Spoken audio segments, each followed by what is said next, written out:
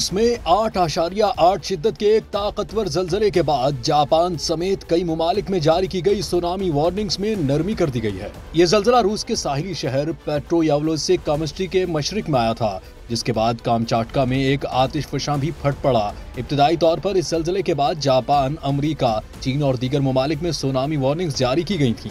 Japan के जजीरे Hokkaido से tsunami की लहरें टकराने पर हंगामी सायरन बजाए गए थे और टोक्यो में हाई अलर्ट के साथ न्यूक्लियर प्लांट्स भी खाली कराए गए थे। ताहम ताज़ा तरीन इतलात के मुताबिक जापानी हुक्काम ने सुनामी अलर्ट में नरमी का ऐलान कर दिया है और शुमाली हिस्से में जारी आखिरी वार्निंग खत्म कर दी गई है। अलबत्ता जापान के बहरुल काहिल के साहिली इलाकों के लिए सुनामी एडवाइजरी अब भी बरकरार है।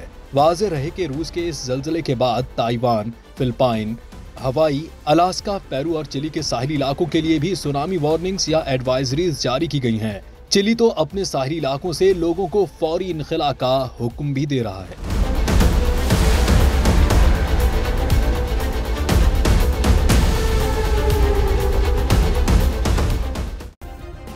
सब्सक्राइब करें और बेल दबाएं ताकि कोई खबर रह न जाए।